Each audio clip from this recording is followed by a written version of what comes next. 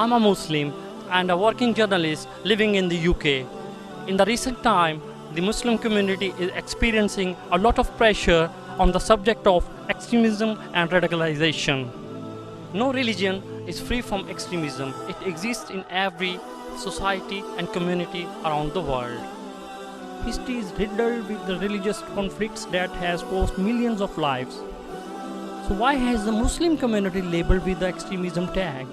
Recently, the word extremism has been synonymous with the 9/11 terror attacks in the USA and 7/7 bomb incident in London. Both terror attacks were associated with the radical Muslims. This small, radicalized but misguided group have become the single biggest threat to world security. I decided to make this documentary to help you understand why so many young British Muslims leave their comfortable life to become a jihadist. It will give people an insight into what drives them to radicalization, what are the factors and how can we combat it.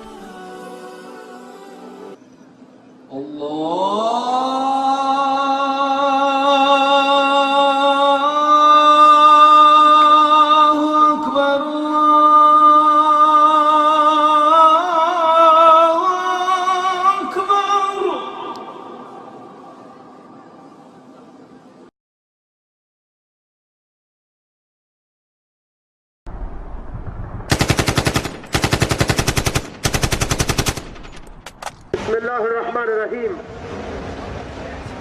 My dear brothers and sisters, Muslims and non-Muslims, we stand here today to condemn with the American army and the British army because this trinity of evil has the blood of thousands of Muslims on their hands. The Americans have bombed via drones hundreds and killed hundreds of innocent men, women and children. It is a war against Islam. I wanted to know the meaning of extremism. I met a former extremist, Adam Dean, to find out the definition of religious extremism. For me, extremism from the Islamic perspective, I would say it is a reading of Islam that is divorced from ethics. It is someone can say that it's a literal understanding of the Islamic scriptures, and as a consequence, it seeks to implement Islamic law, or what it perceives to be Islamic law, without the consideration of ethics. That is, for me, a form of extremism, and also, very importantly, the view that one should enforce a society with their understanding. That is a form of extremism as well. However, some fundamentalist Muslim scholars disagree with this view of Islamic extremism. For them, extremism is quite a noble and holy way of life, as Anjum Chaudhry defines. Well, the word extremism is a pejorative. It's obviously used to demonize or belittle people. And I think that it depends on your perspective. Certainly, if you're a Muslim who believes in the Sharia, you believe that the whole world should be governed by Islam, you believe sovereignty belongs to God, you believe the Muslims have a right to defend themselves and participate in jihad, you believe in the system of the Khilafah, then for someone who's secular, who believes in liberal democracy, who believes in freedom, who believes in human rights as opposed to divine rights, then you are extreme from his standpoint. And similarly, he is extreme from your standpoint. But I think that the way it is being used, as you quite rightly say, over the last 5 or 10 years by the government is to demonize a certain section of the Muslim community. The British government are very clever in that they divide and rule. They say, well, actually, we love the Muslim community, but there is a certain section who are the extremists. And by that, they mean the people who believe in the Sharia, people who believe in jihad and khilafah, people who don't accept British values. They want Islamic values. To fully understand extremism, we will go to psychologist Arif Anis Malik. He unpacks the mystery of extremism. Probably when we talk about extremism, it may be someone who is an extremist in Norway or Denmark, Ku Klux Klan, someone who is a Nazi, someone who is anti-immigrant, or radical Muslim. Psychologically, interestingly, all of these things operate on a similar level. the psychological structure of being attracted to a fringe somehow remains the same.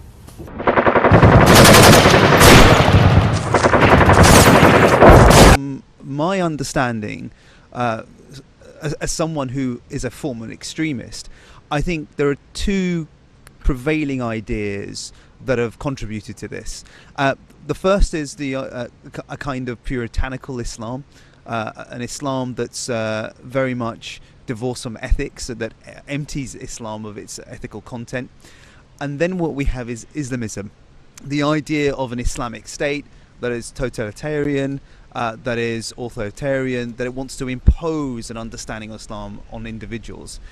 Those two factors, I think, play a tremendous role in radicalizing and also creating extremists. And in my late teens, I encountered an extremist organization and joined them and was part of them and was a senior member for many years. Now, looking back at my own experience, I was not a disenfranchised young man. I was not an angry man. I was someone that was very much part of the social fabric of society. I mean, I was young. I go to nightclubs and socialize and all that sort of stuff. So I was very much part of the society that I was brought up in. What actually got me interested in joining the organization? Because I wanted to learn Islam. I had a keen interest in it. And what happened through this journey, I got involved with the organization and I adopted these ideas which made me into an extremist. So when 9/11 happened, I was celebrating. I had no remorse. I thought it was a great victory, a victory for Islam and a slap in the face face of America. Well, psychologically, as I said, we don't differentiate between extremism and religious extremism. It's the same thing. Those people who are weaker persons, weaker personalities, those people who want acceptance, those people who want a stamp, those people who are looking for identity and they are struggling to find a purpose in life. Mostly you would find those people who are less successful compared to others. They say if you have more reasons to live, you have less reasons to die. But if you have more reasons to die, then simultaneously you have less reasons to live. Now it could be a love affair, it could be love or hate of anyone. Psychologically the triggers are same. If we have a weaker person on hands, with a troubled past, with some problems in the background, that's a fertile ground. And anyone can take advantage of the process, sow the seed, and actually, through this process, further his or her agenda. Anjum Chaudhary, however, doesn't agree with psychological expert and sees rise of jihadism differently. I think the more you attack the Muslims, the more you fight them, the more you occupy their land, the more you arrest them and stop and search and demonize them, the more they'll become purified. And only those strong green leaves will stay on the tree. The yellow leaves will fall down because the tree is being shaken, but the strong people will stay. So I think those people who are still practicing, who are firm in their deen, they are much better after being attacked because they realized that in fact there's choice in this life. Many people are sitting on the fence, but they've been forced to make a choice. And they're standing with the Muslims, they stand with the Sharia, they stand with the Khilafah, they stand with the Jihad. They don't want to sit with so-called human rights and liberties and secularism. But the people who realize the truth, that the real life is the hereafter, they will sacrifice everything for the sake of Allah. Allah said, "Qul inna salati wa nusuki wa mahyaya wa mamati lillahi rabbil alamin la sharika lahu wa bidhalika umirtu wa ana awwalul muslimin." My sacrifice, my life, my death, everything, my prayer, all for the sake of Allah. People give all of this up because why? One day they want to stand in the Jannah. The last person in Jannah will have what is in the Ard and 10 times as much. So why you want to just stick to this one and one house and one business when you could have the biggest reward in the hereafter? What is better than the death of a mujahid? Even the Prophet himself said, I want to engage in jihad and die and come back and engage in jihad and die and do it again. So if that is the best death, why would somebody want to, not want it? This is something that you need to ask yourself. Sometimes your brain needs to be washed. If your brain is full of dirt and rubbish, then you need to wash it and purify it. So I don't have a problem with washing the brain. The problem is if you leave the dirt in there. This is the problem. If we fill our brain with false ideas of secularism and human rights and civil liberties and Christianity and Buddhism, etc., the brain needs to be washed and then filled with the Quran and Sunnah and Sharia. But Muslim scholar Ayatollah Hassan Raza Ghadderi thinks that the wrong interpretation of the word jihad traps young British Muslim into violent extremism. Alhamdulillah Rabbil Alameen wa salatu wa salamu ala Sayyidina Muhammadin wa alihi tahirin. Islam is the religion of peace. There is no way to any extremist. The Islam and extremism is a different way of the work. The jihad is the worship, not fighting. Word of jihad is used in Quran, not meanings for the war. War is meanings. The word of the war in the Quran is the harb. MP Tom Briggs sees it from different angle. Not having job opportunities, not having a good education. But the thing that struck me most, and this may apply in the UK as well, is that they felt that in their countries that they were not getting Islamic education, that they were not being taught about the Quran, they were not being taught about what the mainstream of Islam actually is. So they had no means to challenge the more extremist preachers who put across their view of what the Quran said, and they weren't equipped to challenge that. So that's something perhaps even in the UK we need to make sure that that there is education about Islam and what the Quran has to say, but it is the mainstream interpretation of it, not the extremist view. Young Muslim scholar Maulana Hashim Raza believes that radical imams drive young British Muslim to extremism. Jihad with extremism or terrorism, in my opinion, they have no knowledge about jihad, and maybe they have no knowledge about terrorism as well. What they get in the news, what they get in the propaganda around their neighborhood, maybe they're influenced by those words. But those British young people who are going towards extremism and calling it jihad, they are misled, they are brainwashed. I think the local scholars, local so-called imams, they are the radicals, they are extremists, and they are the main reason to promote the extremism between the groups of young British people. How does a person become an extremist?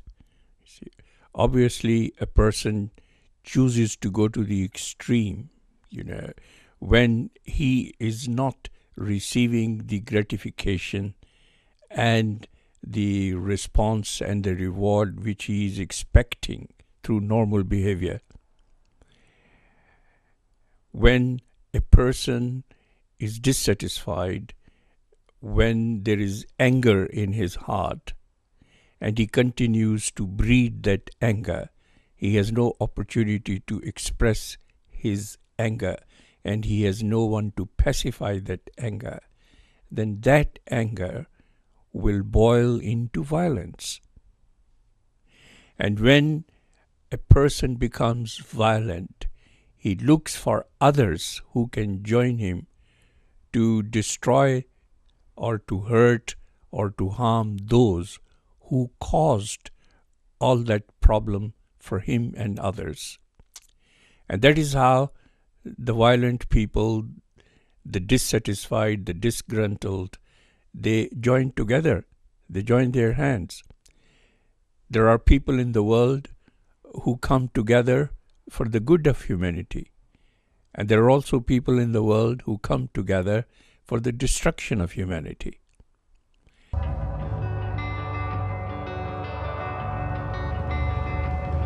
ISIS are said to have produced 1,200 new pieces of social media input every single month.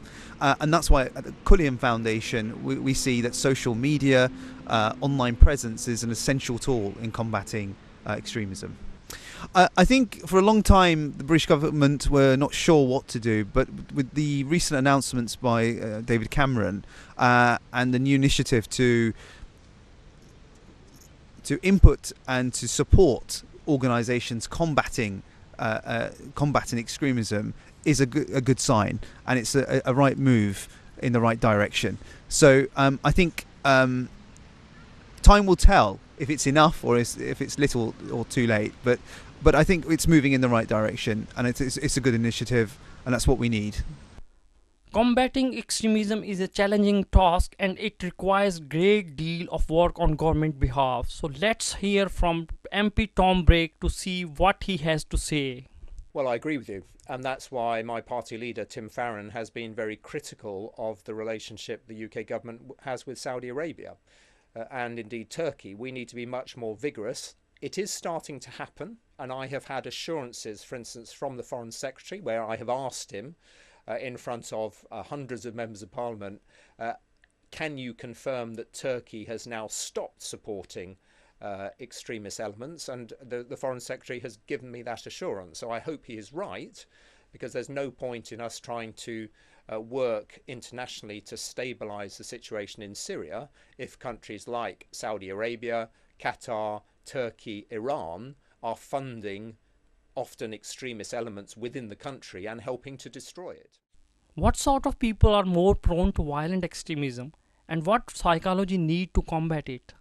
That's a very interesting question, because when we say war against terror, it's war against something which is a question mark. Because if you say, the USA or the ISAF forces, 200,000 paramilitary forces are going to fight extremism, which is a question, which is a vague term, which is a gray area. You don't know. When you say one country invaded another, you know what's happening. When you say extremism, nobody understands what's going on, in fact, and that's a very psychologically a confusing situation. So yes, this is an ideology, and an ideology could be only defeated when you have a counter narrative. It is a narrative. If you have a counter narrative, it may work. If you have a bullet, it's not going to work. Psychologically speaking, ideology cannot be suppressed until it is replaced with a better narrative.